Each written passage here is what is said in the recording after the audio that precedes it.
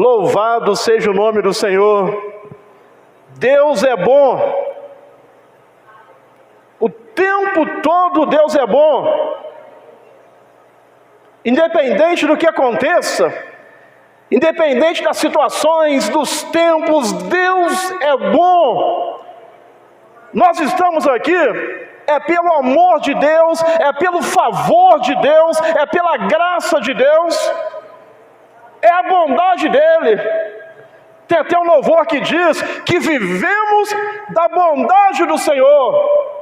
Graças a Deus por isso.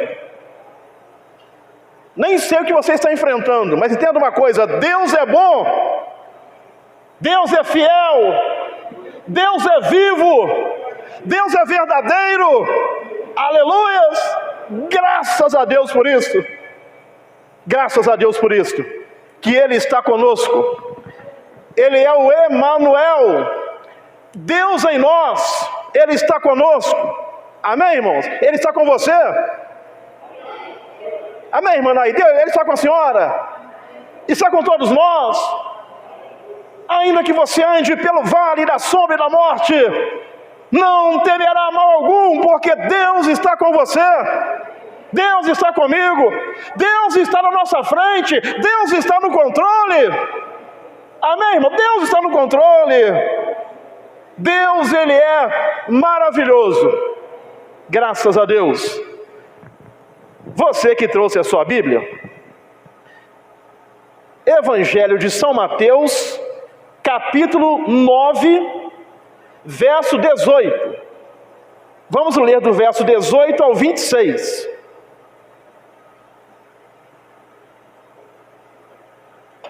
Graças a Deus. Eu fico assim muito empolgado na presença de Deus, muito motivado na presença de Deus, porque eu sei que a qualquer momento Ele pode fazer alguma coisa, Ele pode mudar a história, mudar a situação. Irmão, Deus é Deus. Amém? Deus é Deus. A gente até esquece dos problemas quando está na presença de Deus. Deus é Deus, vivo, verdadeiro, que não muda, que não falha.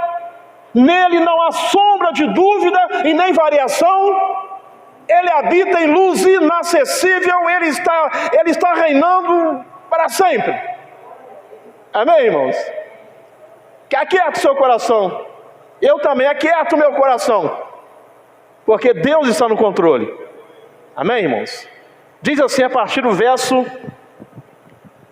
18 em diante, até o verso 26. Dizendo-lhes estas coisas, eis que chegou um chefe, alguém poderoso, alguém de alto valor na sociedade, alguém importante. Chegou um chefe e o adorou, dizendo: minha filha faleceu agora, morreu. Para a ciência, depois que morre, faz o quê? Enterra, sepulta, que acabou. Eu não tenho mais jeito. Minha filha faleceu agora mesmo. Olha a fé deste homem. Mas vem, falando com Jesus, vem, impõe-lhe a tua mão, e ela viverá. Olha que fé, irmãos.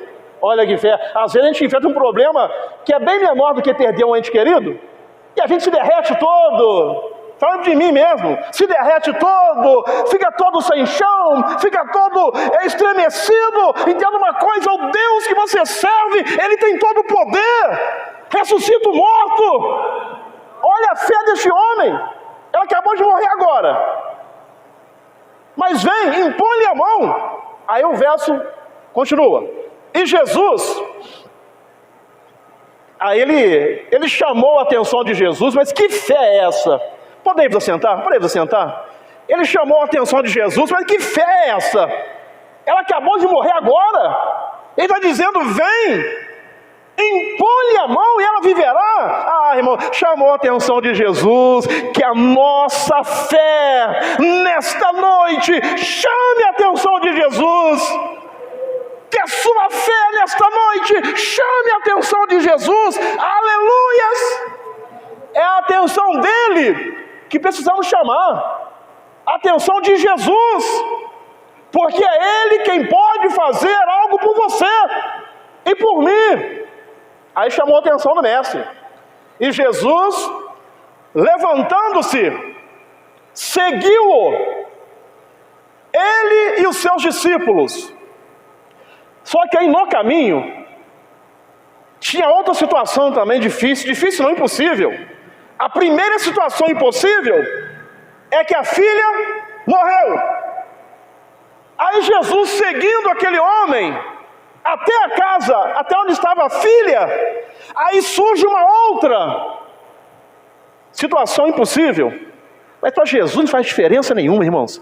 Ressuscitar, curar, dar vista ao céu. Irmão, para Jesus não faz diferença nenhuma. Aí surge outra situação.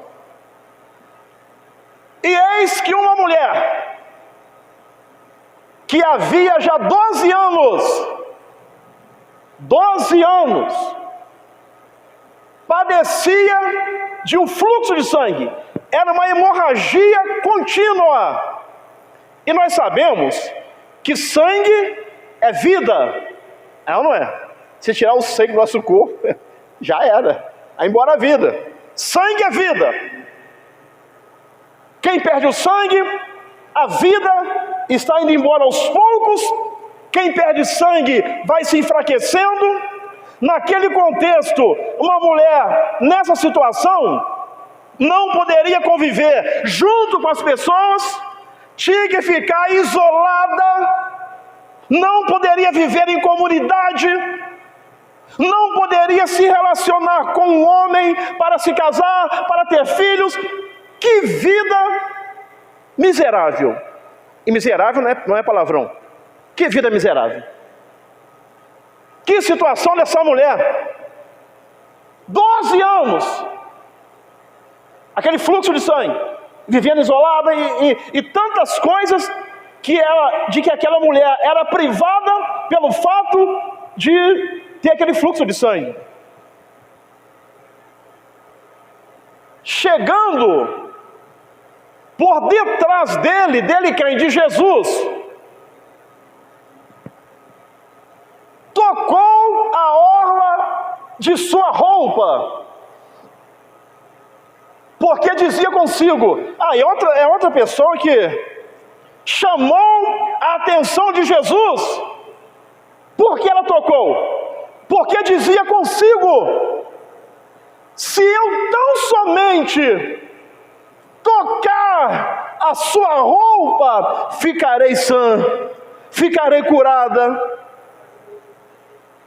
Aí chamou a atenção do mestre novamente. Com Jairo, ele fez o quê? Seguiu a Jairo. Vamos lá. Me mostre onde está o problema. Aleluia. Com Jairo foi assim. Me mostre onde está o problema. Aonde está o problema? Aonde está o problema? Mostre para Jesus. Mostre para Jesus. Aonde está? Qual é o problema? Agora com a mulher, ela tocou na orla, aí chamou a atenção dele. Tem vários exemplos. Zaqueu chamou a atenção de Jesus. Subiu na árvore. Quando você anda olhando para frente. Não é a verdade? Não é? Você olha para frente aqui. Mas alguém estava na árvore que chamou a atenção de Jesus, porque ele subiu na árvore, porque ele queria ter um encontro com Jesus, ele queria ver Jesus. Aí está aqui Jesus andando aqui, ó. Aí alguém chamou a atenção dele e faz isso daqui, ó. Aleluia. Então a mulher aqui, aí tocou na orla, aí, e Jesus, voltando-se e vendo-a, disse. Porque Jesus não despede ninguém sem dar uma palavra. E normalmente a palavra de Jesus é de vitória. Normalmente a palavra de Jesus é de bênção. Normalmente a palavra de Jesus é de porta aberta. Normalmente a palavra de Jesus é de que tem uma saída. Aí aquela mulher, 12 anos, hemorrágica, não podia assentar no mesmo banco que alguém, senão o banco que ela se assentasse se tornava impuro. Não se relacionava, não tinha amigo, não tinha ninguém. 12 anos. Aí, Jesus volta-se para aquela mulher e diz: tem bom ânimo. Tem bom ânimo. Aleluias. Ele começa a tratar a emoção daquela mulher. Tem bom ânimo. Porque a mulher daquela não tinha ânimo nenhum não, irmão. Não tinha. Vamos ver isso aqui. Uma mulher daquela não tinha ânimo nenhum. Deveria andar de cabisbaixo, triste, magoada, ressentida, com depressão, com tudo tem direito de doença emocional que a mulher deveria ter. Aí Jesus começa tratando o emocional daquela mulher, porque Jesus, ele começa a tratar comigo e com você, não de fora para dentro, mas de dentro para fora. Porque a primeira tempestade que Jesus quer acalmar não é a que está aqui fora, é a que está aqui dentro.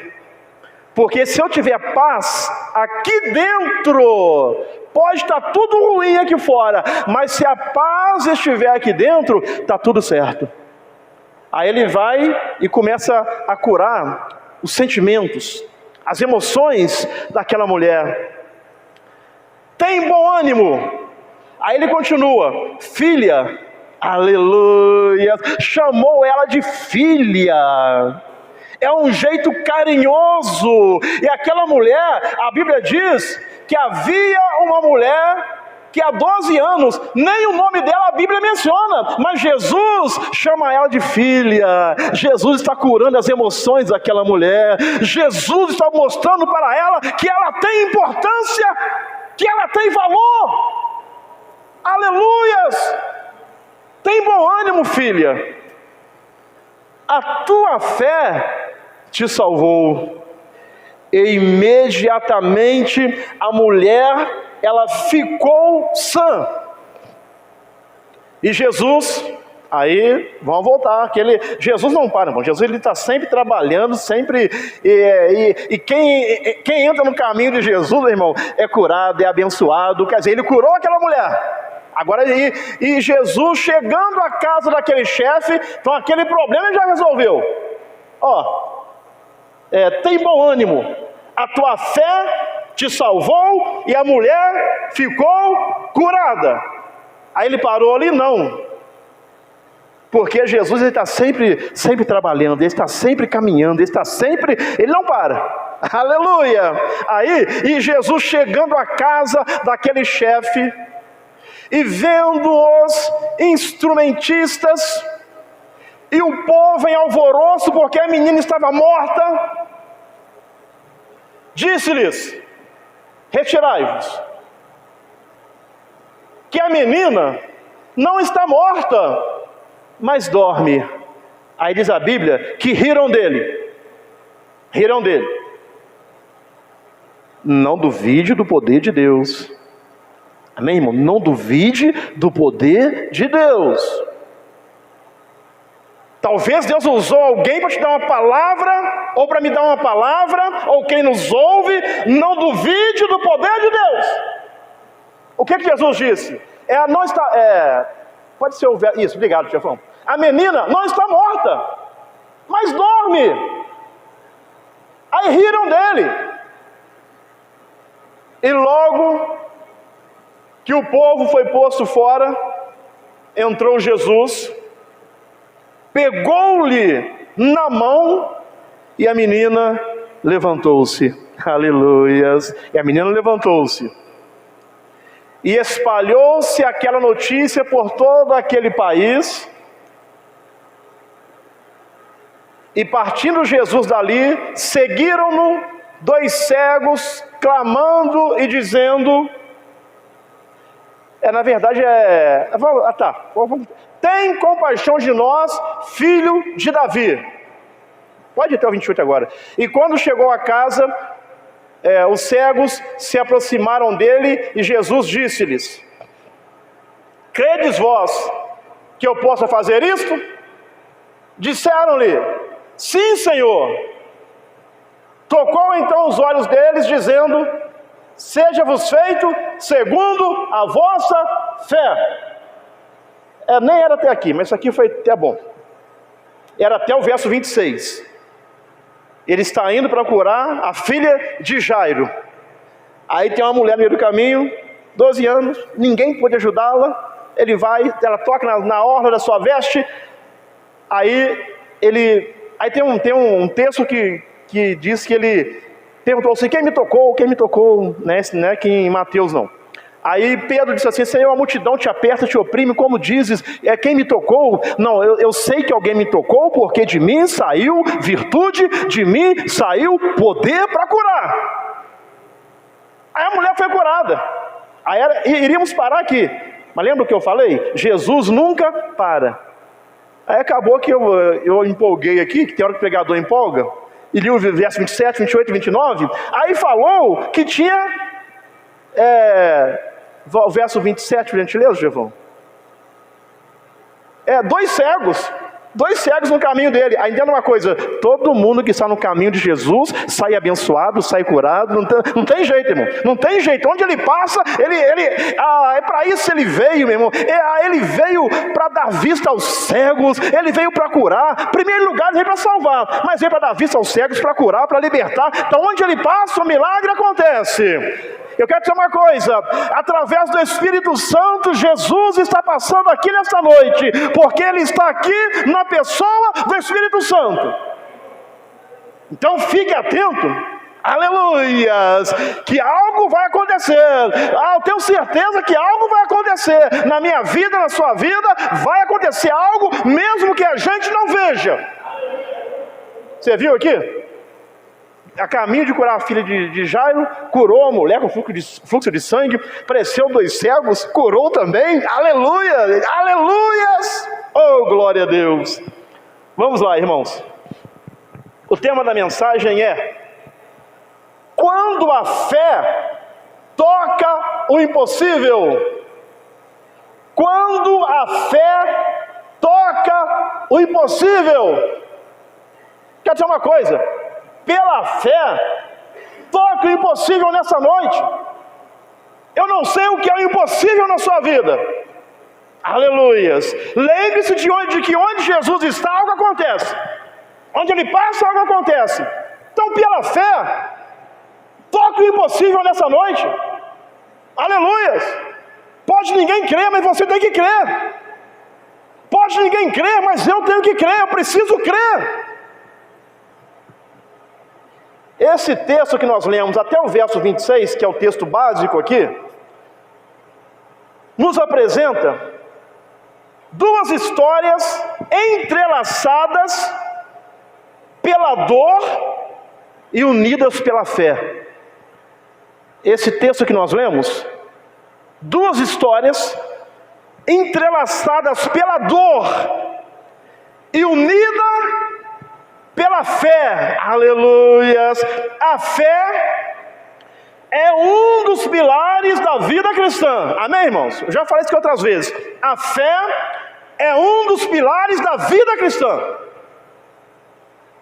Tem até um texto que diz que pela fé entendemos que os mundos foram criados pelo poder da palavra de Deus. É pela fé. Então, é um dos pilares. Precisa haver fé em mim. Precisa haver fé em você. Então, aqui 2 histórias entrelaçadas pela dor e unidas pela fé. Aqui tem várias histórias diferentes, entrelaçadas pela dor, mas unidas pela fé em Jesus Cristo. Você está aqui pela fé em Jesus Cristo. Você está aqui não é para ver o irmão Júnior, nem o pastor Moisés. Você está aqui pela fé em Jesus. Amém, irmãos? Por isso eu estou aqui, pela fé em Jesus. Tem até um louvor que diz: porque Ele vive, eu posso crer no amanhã. Amém, irmãos? Eu posso crer que vai mudar, eu posso crer que vai melhorar, eu posso crer que a porta vai abrir. Aleluia! Oh, glória a Deus! Graças a Deus! De um lado, um pai desesperado diante da morte da filha. Do outro, uma mulher que há 12 anos sofria em silêncio. Aí as histórias se encontram, mas se encontram no momento certo, na hora certa e com a pessoa certa. Se encontram com Jesus, se encontram com aquele que tem o poder de mudar as coisas, de fazer as coisas. Os dois aqui, tanto o homem que perdeu a filha, como a mulher que sofria 12 anos, 12 anos sofrendo, eles tinham algo em comum. O que era? Não tinham mais recursos humanos. Todos dois tinham algo em comum. Não tinham mais recurso humano. Morreu em terra. 12 anos sofrendo, ninguém pode ajudar, e hemorragia, em cima de hemorragia, e fraqueza, e tristeza, e isolamento. Então todos dois aqui não tinham mais recursos humanos. Pode ser que a situação que você está enfrentando não cabe mais recurso humano. Pode ser que a situação de vocês que nos ouvem não cabe mais recurso humano. Tem situação que é assim. Olhar para o rosto maquiado, arrumadinho, igual o pastor Moisés, cabelo cortadinho, sorriso no rosto. E aqui dentro? Quem conhece? Só Deus e a pessoa. Só Deus e a pessoa. Então tem pessoas que também estão enfrentando situação em que não há mais recurso humano. Então esta era a situação de Jairo, que perdeu a filha, e da mulher que não tem nem o nome dela, 12 anos sofrendo com fluxo de sangue. Aí, fique tranquilo, quando não há mais recurso humano, a Bíblia nos ensina em Marcos capítulo 10, versículo 27, fique tranquilo, quando não cabe mais recurso humano, quando não sabemos mais o que fazer, a Bíblia nos ensina, Jesus, porém, olhando para eles, disse, para os homens, para você, para mim, é impossível. Tem situações que é assim, não cabe mais recurso humano. Aí Jesus vem e diz, olhando para eles, para os homens, olhando para eles, disse, para os homens é impossível, para você é impossível, mas não para Deus. Aleluias. Essa situação pode estar impossível para você, essa situação pode estar impossível para você, mas não para Deus. Amém, irmãos? Não para Deus. Eu creio, não para Deus. Não para Deus, porque para Deus todas as coisas são possíveis. Pode estar impossível para você, igual estava para Jairo, igual estava para a mulher do fluxo de sangue. Pode ser que para você em alguma área não haja recurso humano, mas todas as coisas são possíveis para Deus. Todas as coisas são possíveis para Deus. Todas as coisas são possíveis para Deus. Todas as coisas. Não, ele não enumera algumas, todas as coisas. Todas as coisas. Então, para Jairo e para a mulher do fluxo de sangue, só restava Jesus Aleluias. E graças a Deus por isto. Para mim e para você só resta Jesus, só resta Jesus. Muitos confiam em carros, outros em cavalos, mas nós fazemos menção ao nome do nosso Deus. Muitos encurvam-se e caem, mas nós permanecemos de pé. Nós permanecemos de pé. Nós permanecemos de pé. Amém, irmãos? Vem luta, vem temporal, vem vento forte, e nós permanecemos de pé, porque a nossa vida está nas mãos de Deus. Nós estamos aí. Igual aquele boneco, quando eu era criança, eu era doido para ter um. Eu vou acabar comprando um para mim. Um João Bobo. Lembra, pastor Moisés? Você batia no bonequinho, ele ia e voltava. Assim é eu e assim é você. Nós estamos de pé. Amém, irmãos? Talvez está tudo estremecido para você ou para mim, mas nós estamos de pé, porque fazemos menção ao nome do nosso Deus.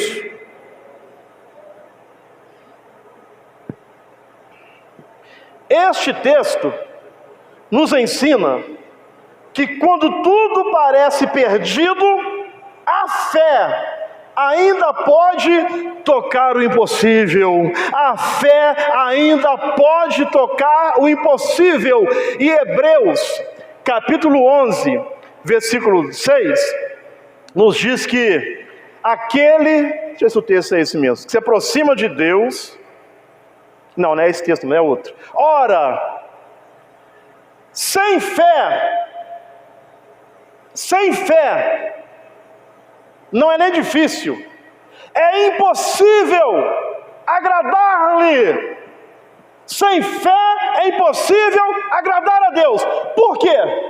Porque é necessário que aquele que se aproxima, aleluia, irmão, isso aqui, ó, a fé é um dos pilares da vida cristã. Isso aqui é para quem crê. Eu não creio na Bíblia, o problema é seu, eu creio. Aleluia, eu creio. Alguém que me ouve, eu não creio na Bíblia, o problema é seu também, eu creio. Que ela é a palavra de Deus. Eu creio que ela é viva. Eu creio que ela é eficaz, mais penetrante do que espada alguma de dois gumes, que penetra até a divisão da alma, do espírito, das juntas e medulas. Esta é a palavra de Deus, e eu creio nela. Quem não quiser crer, não creio, mas eu creio.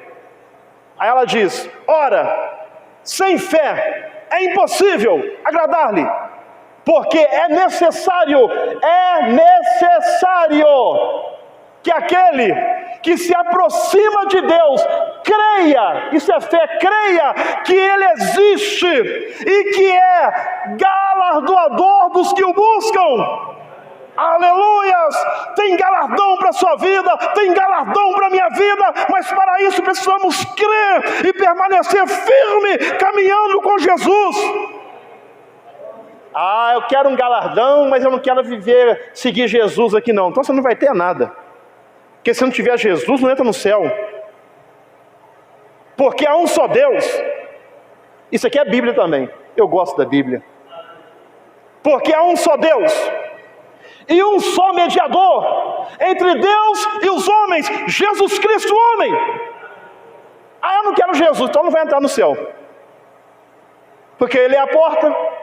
Aleluias, eu sou a porta das ovelhas, eu sou o caminho, eu não sou um dos caminhos, eu sou o caminho. Quer ir para o céu? Entrega a vida para Jesus, obedeça a Jesus, sirva a Jesus, siga Jesus. Aleluia, amém, irmãos? Deus é bom, né, irmão? Deus é maravilhoso, oh Deus maravilhoso. Graças a Deus, Deus maravilhoso. Então, a fé é um dos pilares da vida cristã. Sem fé, é impossível agradar a Deus. Igual vi uma vez um irmão pregando na rua, com a Bíblia na mão. O rapaz foi e tomou a Bíblia dele, falou assim: isso aí é um livro. Se fosse eu falo assim, o problema é se você acredita assim. Para você pode ser um livro, para mim é a palavra de Deus. Eu creio que é a palavra de Deus. Se você não crê, não crê por quê? Não tem como obrigar a pessoa a crer, a acreditar. Não tem. Ninguém obriga ninguém a nada. Então vamos lá. Em primeiro lugar, vamos ver aqui uma fé que se humilha. Preste atenção. Uma fé que se humilha. Falando de Jairo. Jairo, quem era Jairo? Líder da sinagoga, maioral. Quem era Jairo? Homem de posição na sociedade. Quem era Jairo? Homem de influência e respeito. Mas a dor de perder a filha, porque a dor difícil revela a nossa, nos leva a se humilhar, a reconhecer que precisamos de Deus, se bem que eu mesmo sem dor já reconheço, assim como você também, mas tem pessoas que têm que passar pela dor para reconhecer que depende de Deus. Mas a dor levou aquele homem, líder da sinagoga, homem de posição, de influência, de respeito, a dor levou aquele homem a se prostrar aos pés de Jesus. Aqui vamos aprender uma fé que se humilha diante de Deus, que não é soberbo, que não é arrogante. 1 Pedro, capítulo 5, versos 6 e 7.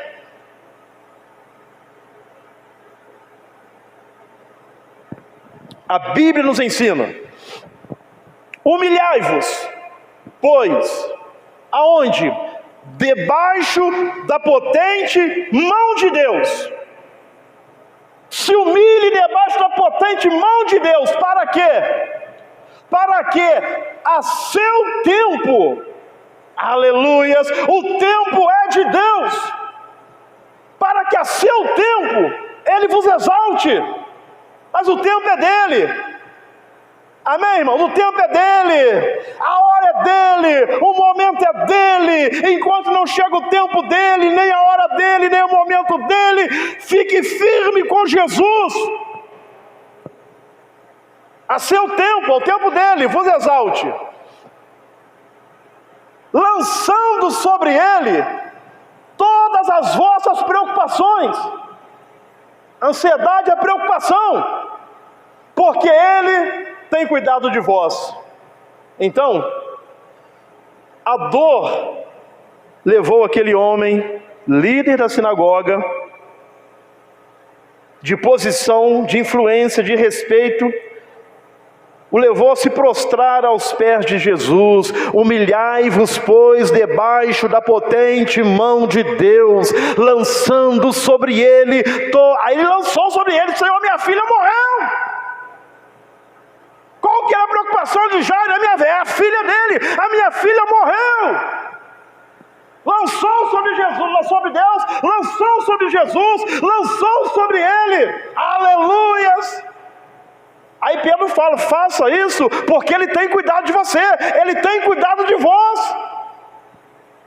Amém, irmãos? Lança para Jesus as suas preocupações.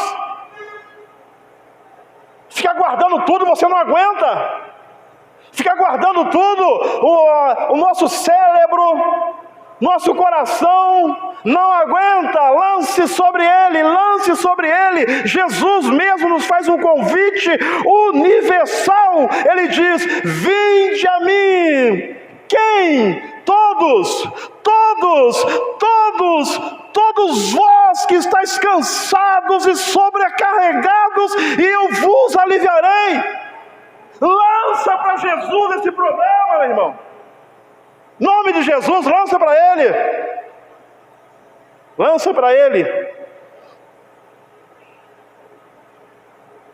lança para ele. Jairo não enviou um recado, ele não pediu descrição, ele se lançou aos pés de Jesus. Aquele homem de posição se lançou aos pés de Jesus. Lá em Atos capítulo 17, verso 28, a parte A, nos ensina: porque nele, em quem? Em Jesus, porque nele vivemos. Você está vivo? É por causa de Jesus. Nós estamos vivos, é por causa de Jesus, porque nele vivemos. Você está se movendo, é por causa de Jesus, porque nele vivemos e nos movemos e existimos. Entenda uma coisa: temos que reconhecer que dependemos de Jesus. É isso que Jairo fez, se lançou aos pés de Jesus, lançou a sua ansiedade, a sua preocupação a Jesus. É uma fé que se humilha, que tem pessoas, irmãos, que é difícil, viu?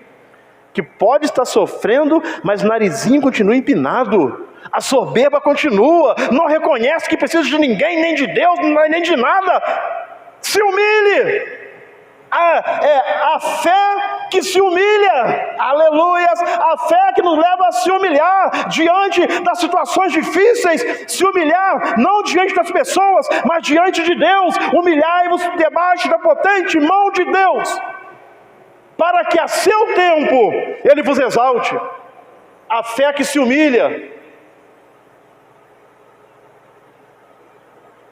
Grandes milagres começam quando o orgulho termina. Grandes milagres começam quando o orgulho termina. Tem pessoas orgulhosas.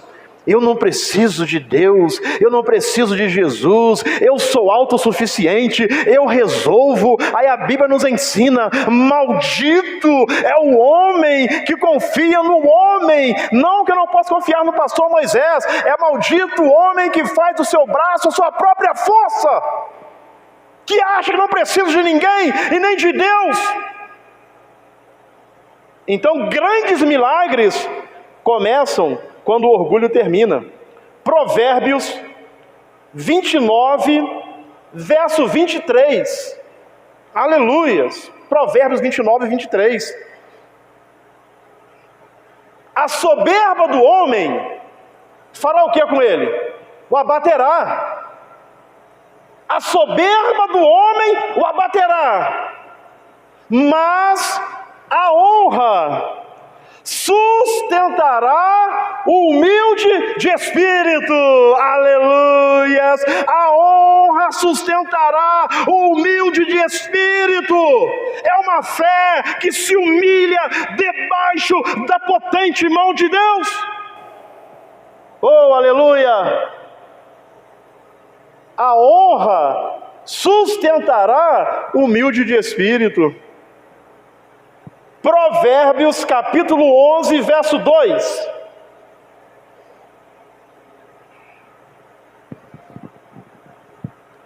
Em vindo a soberba, virá também a afronta, mas com os humildes está a sabedoria. Sabedoria para resolver problemas, sabedoria para sair de situações difíceis. Essa sabedoria está com os humildes. É uma fé que se humilha, deixa a soberba de lado. Às vezes, Deus permite situações que quebram nossa autossuficiência para revelar a nossa dependência dele. Preste atenção. Isaías capítulo 6, versículo 1. Isaías 6, 1 nos mostra algo tremendo aqui. Logo após a morte do rei Uzias. Rei Uzias, segundo estudos, dizem que foi um rei bom. havia prosperidade, havia paz no seu reinado, ele inventava armas de guerras, havia prosperidade na agricultura, o reino estava em paz. O reino estava em paz. E aí, muitas pessoas, inclusive o profeta Isaías, se apoiavam nisso, na paz, na prosperidade, que o rei Uzias era um bom rei. Aí o rei Uzias morre. Quando o rei Uzias morre, o povo começou a enfrentar crise emocional, crise financeira, crise política. Começou a faltar de tudo, houve uma crise. Aí Isaías olha para o trono, está vazio, porque o rei Uzias morreu. Entenda uma coisa, às vezes Deus permite situações que quebram nossa autossuficiência para revelar a nossa dependência dEle, nele. Às vezes apoiamos em tantas coisas e Deus tira as nossas escoras. É o que aconteceu com o rei Uzias. Aí o chão fugiu debaixo dos seus pés, a estabilidade no reino acabou. Aí foi nesse exato momento que ele olha, no ano em que morreu o rei Uzias, no ano em que a estabilidade foi embora, no ano em que os recursos foram embora, no ano que o rei bom foi embora, no ano que estava um caos na terra, no ano em que morreu o rei Uzias. Aí ele vê o que interessa, o que importa. Eu vi também ao Senhor assentado sobre um alto e sublime trono, aleluias, e a cauda do seu manto enchia o templo. Isaías agora, ele viu que o trono na terra estava vazio, havia crise financeira, crise social, havia crise política, faltava alimento, faltava de tudo, o trono vazio. Aí ele olha para os céus e vê que nos céus o trono não está vazio, ele vê que nos céus tem um rei sentado, ele vê Deus assentado no trono, aleluia.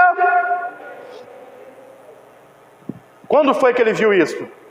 Quando perdeu os recursos aqui na terra. Então Deus às vezes permite acontecer isso com você e comigo, para nós olharmos e sabermos e termos certeza que Deus está assentado no trono, que Deus está assentado no trono. E eu vi que um dos textos que o pastor Daniel leu aqui no domingo que ele pregou, é aquele texto que diz que Deus estabeleceu, aleluia, o seu trono nos céus, e o seu reino domina sobre tudo, domina sobre todas as coisas.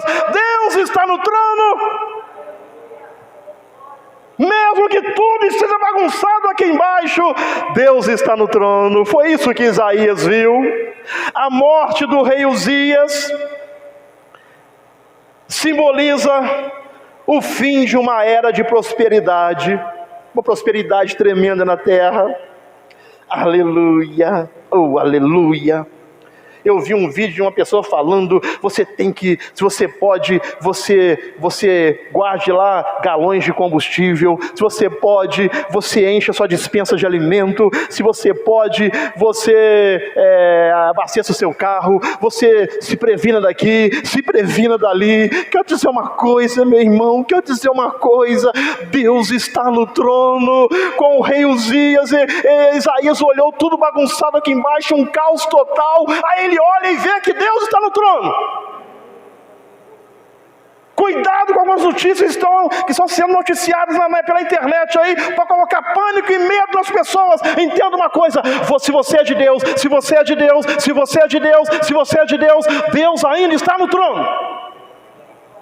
Deus está sentado no trono, governando, reinando. Então a morte do rei Uzias simboliza o fim de uma era de prosperidade e quebra de confiança humana. Aí, quando aconteceu isso, forçando o profeta a enxergar que, embora o trono terreno, e você pode ver que o cenário mundial aí é um cenário que causa medo, mas fique tranquilo. Fique tranquilo, embora o trono terreno esteja vazio, o trono celestial continua ocupado. Deus está assentado no trono e reinando. Amém, irmão? Deus está reinando. Deus está reinando.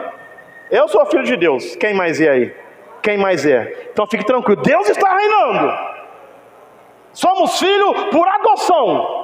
Todos quanto receberam Jesus como seu único e suficiente Salvador, Deus deu-lhes o poder de se tornarem filhos de Deus. Então nós temos um Pai nos céus, que está no trono e cuida de nós. Amém, irmãos? Aquieta seu coração, e eu também aquieto meu coração.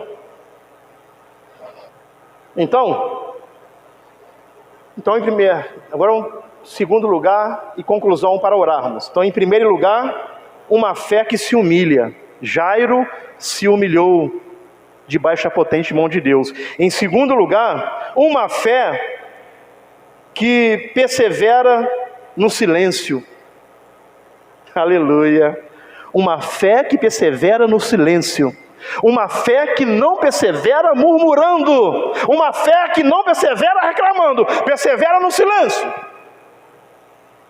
12 anos sofrendo. 12 anos tentando soluções. É muito tempo, irmão. É muito tempo. 12 anos sofrendo, sentindo dor, enfim, uma série de coisas. 12 anos perdendo forças. 12 anos perdendo recursos, perdendo esperança. Sim, perdendo esperança. Que a Bíblia nos ensina. Essa mulher ficou 12 anos sofrendo. Aí a Bíblia nos ensina em Provérbios 13, verso 12. Provérbios 13, 12. A esperança adiada, ou seja, passou o primeiro ano, procurei ajuda. A Bíblia diz que ela procurou ajuda nos médicos, gastou todos os seus recursos, procurou ajuda nos amigos, e ninguém pôde ajudá-la. Deixa claro a Bíblia isso. Ninguém pode ajudá-la. Então 12 anos, a esperança adiada, passou-se 1 ano, 2 anos, 12 anos. A esperança adiada, o que acontece? Desfalece o coração. Somos seres humanos. Enfraquece o coração. Mas o desejo atendido é árvore de vida. O que esse texto significa? Significa que a longa espera pela realização de um desejo causa desânimo. Talvez você está lutando, isso causa desânimo, tristeza e adoecimento emocional, porque não aconteceu ainda. Mas mesmo assim a gente não pode jogar a toalha. Amém, irmão? Não jogue a toalha. Não jogue a toalha. Pastor Moisés, não jogue a toalha para mim, deixa eu ir até o final. Porque quem joga a toalha é quem está no corner. Não é verdade? O boxeador está ali, aí está no corner lá, como é que chama? O cara que cuida do que treina lá. Treinador, tá o treinador. Aí, quando ele vê que o cara não está aguentando mais, joga a toalha, aí acaba a luta. Eu quero dizer uma coisa, ninguém joga a toalha para mim, porque Deus está cuidando da minha vida. Amém, irmão? Não quero que ninguém jogue toalha para mim, não. Eu não quero, porque Deus está cuidando de mim. Deus está cuidando. Deus sabe o que faz. Deus sabe a hora certa. Então 12 anos sofrendo é muito tempo. Adoece emocionalmente. Ela não tinha nome, a Bíblia nem fala o nome dela. Era anônima para a multidão, mas não para Jesus. Jesus parou para atendê-la e chamou de filha. Ela disse: se eu apenas tocar em suas vestes, fé em ação, aleluias. Se eu apenas tocar nas suas vestes, fé em ação. Amém, irmão? Eu tenho fé. Agora eu preciso agir, aleluia. Eu preciso agir. Se eu apenas tocar, eu vou agir. Fé em ação. Amém, irmão? Tem que agir sua fé. Agir sua fé.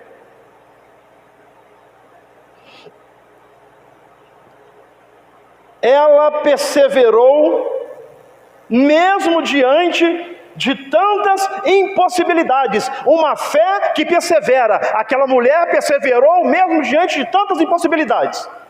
Pode ser que alguém falou assim: o que você está fazendo aí? O que você está fazendo aí? Coitada, você é uma coitada? Você não tem mais jeito? Deixa o mestre, não importune o mestre. Ela perseverou. Se eu apenas tocar, eu serei curada. Fé em ação, perseverou. Quer dizer uma coisa? Continue perseverando. Continue perseverando. Continue perseverando. Era uma fé silenciosa, mas determinada. A fé verdadeira não precisa de palco, precisa de atitude. Ela teve uma atitude. Certa vez, estamos encerrando. Certa vez, um homem estava se afogando em alto mar. Preste atenção. Afogando em alto mar. Ele gritava por socorro. Um barco passou e lançou uma corda. A corda estava a poucos centímetros da sua mão, perto. Mas ele dizia, o homem que estava afogando: não adianta, estou cansado demais. Quer dizer uma coisa, irmão: não entregue os pontos, continue, não desista. O homem é que desistiu. A corda estava ali, não adianta, estou cansado demais. A corda estava ali, o socorro estava disponível, mas ele precisava estender a mão, Assim é a fé. Jesus está presente, amém, irmãos? Jesus está presente. O poder está disponível. Quando ele diz está tudo consumado, o poder já está disponível. Mas é preciso estender as mãos e tocar. A mulher tocou nas vestes. Jairo creu e o milagre aconteceu. Então, irmão, você precisa continuar, não desista, toque pela fé, acredite, creia.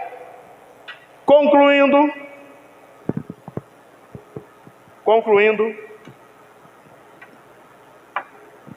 duas histórias, fiquemos em pé, concluindo, duas histórias, dois milagres, e um mesmo princípio. Duas histórias, dois milagres e um mesmo princípio. Qual o princípio?